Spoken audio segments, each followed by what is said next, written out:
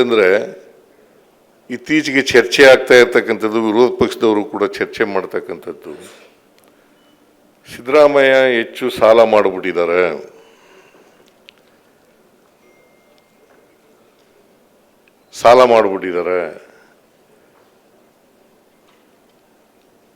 ಈ ರಾಜ್ಯ ಸಾಲದಲ್ಲಿ ನಡೀತಾ ಇದೆ. ಕಳೆದ 3 ವರ್ಷದಲ್ಲಿ ಹೆಚ್ಚು ಸಾಲ ಮಾಡಿಬಿಟ್ಟಿದ್ದಾರೆ. ಮುಂದಿನ ಆರ್ಥಿಕ ವರ್ಷದಲ್ಲೂ ಕೂಡ ಸಾಲ ಮಾಡಿಬಿಟ್ಟಿದ್ದಾರೆ ಅಂತಕ್ಕಂಥ ಮಾತುಗಳನ್ನು, ಆರೋಪಗಳನ್ನು ಮಾಡ್ತಾ ಇದ್ದಾರೆ. ನಾನು ಹಿಂದೇನೂ ಹಣಕಾಸಿನ ಮಂತ್ರಿಯಾಗಿದ್ದೆ 94ರಿಂದ 99ರವರೆಗೆ. ಆಮೇಲೆ ಮತ್ತೆ ಧರ್ಮಸಿಂಗ್ ಅವರು ಮುಖ್ಯಮಂತ್ರಿ ಆಗಿರುವಾಗ ಕೂಡ ಹಣಕಾಸಿನ ಮಂತ್ರಿ ಆಗಿದ್ದೆ. ಆಮೇಲೆ ನಾನು 2013ರಿಂದ 2018ವರೆಗೂ ಮುಖ್ಯಮಂತ್ರಿ ಆಗಿರುವಾಗ ಹಣಕಾಸಿನ ಮಂತ್ರಿ ಆಗಿದೆ. ಈಗ ಮತ್ತೆ 2023ರಿಂದ ಇಲ್ಲಿವರೆಗೂ ಕೂಡ ಮುಖ್ಯಮಂತ್ರಿ ಆಗಿದ್ದೇನೆ, ಹಣಕಾಸಿನ ಮಂತ್ರಿನೂ ಕೂಡ ಆಗಿದ್ದೇನೆ. ಒಟ್ಟು ಇದು 17ನೇ ಆಯವ್ಯಯ. ಈಗ ಮೊನ್ನೆ ಮಂಡಿಸಿರ್ತಕ್ಕಂಥದ್ದು ಅಂದರೆ ಮುಂದಿನ ವರ್ಷಕ್ಕೆ 26-27ಕ್ಕೆ ಮಂಡಿಸಿರ್ತಕ್ಕಂಥ ಆಯವ್ಯಯ 17ನೇ ಆಯವ್ಯಯ. ಈ 17ನೇ ಆಯವ್ಯಯದಲ್ಲೂ ಕೂಡ ಆರ್ಥಿಕ ಶಿಸ್ತನ್ನ ಪಾಲನೆ ಮಾಡತಕ್ಕಂಥ ಪ್ರಯತ್ನವನ್ನ ಮಾಡಿದ್ದೇನೆ.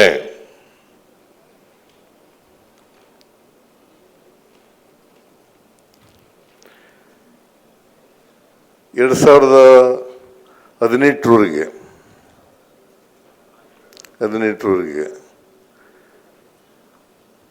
ರೆವಿನ್ಯೂ ಸರ್ಪ್ಲಸ್ ಕೂಡ ಇರ್ತಿತ್ತು. ಯಾವತ್ತೂ ಕೂಡ ರೆವಿನ್ಯೂ ಡಿಫಿಸಿಟ್ಗೆ ಬಂದಿರಲಿಲ್ಲ, ರೆವಿನ್ಯೂ ಸರ್ಪ್ಲಸ್ ಇರ್ತಿತ್ತು.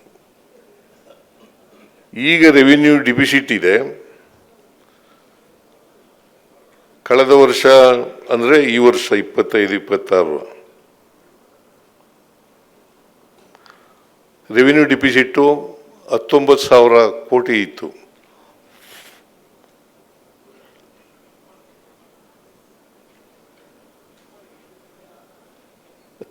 ಅಂದರೆ ಮುಂದಿನ ವರ್ಷಕ್ಕೆ 22,000 ಕೋಟಿ ರೂಪಾಯಿಗಳಿದೆ.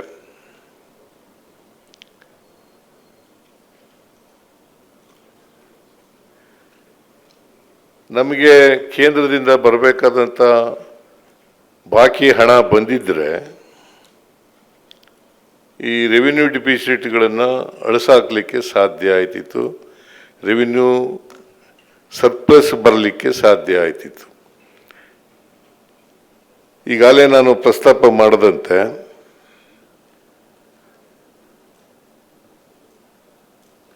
ಎರಡು 2025-26ರಲ್ಲಿ ಅವರು ಮಧ್ಯದಲ್ಲಿ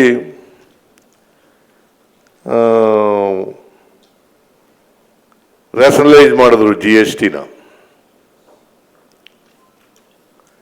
ನಿಮಗೆ GST ಅಂದರೆ ಗೊತ್ತಿರಬೇಕು ಅಂತ ಅನ್ಕೊಂಡಿದ್ದೀನಿ ನಾನು, ಆದರೂ ಕೂಡ ಹೇಳ್ತೇನೆ. ಗೂಡ್ಸ್ ಅಂಡ್ ಸರ್ವಿಸ್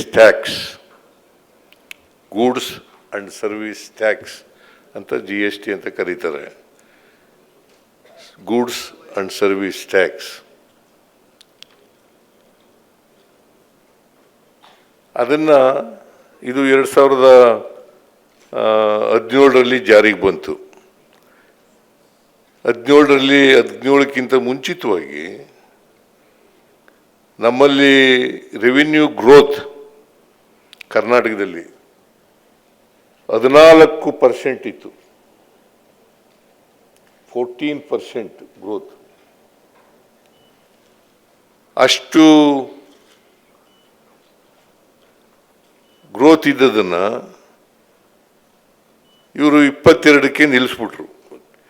ಪರಿಹಾರ ಕೊಡ್ತಾ ಇದ್ರು, 14% ಪರಿಹಾರ ಕೊಡ್ತಾ ಇದ್ರು.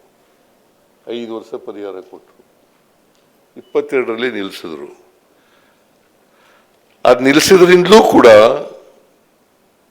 ರೆವಿನ್ಯೂ ಡಿಫಿಸಿಟ್ ಆಗಲಿಕ್ಕೆ ಕಾರಣ ಆಯಿತು ಅಂತಕ್ಕಂಥದ್ದನ್ನು ನಾವು ಅರ್ಥ ಮಾಡ್ಕೋಬೇಕಾಗ್ತದೆ. 17ರಿಂದ 22ರವರೆಗೆ ಪರಿಹಾರ ಅಂತ ಕೊಡ್ತಿದ್ರು.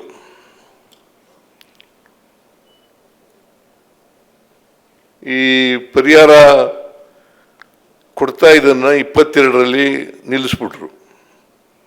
ನಾವು ಒತ್ತಾಯ ಮಾಡ್ತಾ ಇದ್ದೇವೆ ಅದನ್ನು ಮುಂದುವರಿಸಬೇಕು ಅಂತಕ್ಕಂಥದ್ದನ್ನು ಒತ್ತಾಯ ಮಾಡಿದ್ದೋ, ಆದರೂ ಕೂಡ ಕೇಂದ್ರ ಸರ್ಕಾರ ಕೇಳಲಿಲ್ಲ. ಆ ಪರಿಹಾರ ಕೊಟ್ಟಿದ್ರೆ ಬಹುಶಃ ಎಲ್ಲಿವರೆಗೆ ನಾವು 14% ಗ್ರೋತನ್ನು ತಲುಪ್ತೀವಿ ಅಲ್ಲಿವರೆಗೆ ಕೊಟ್ಟಿದ್ರೆ ರೆವಿನ್ಯೂ ಡಿಫಿಸಿಟ್ ಆಗಲಿಕ್ಕೆ ಸಾಧ್ಯ ಆಯ್ತಿರಲಿಲ್ಲ. ಇದು ಒಂದು. ಎರಡನೇದು, ಈಗಾಗಲೇ ನಾನು ಪ್ರಸ್ತಾಪ ಮಾಡದಂತೆ GST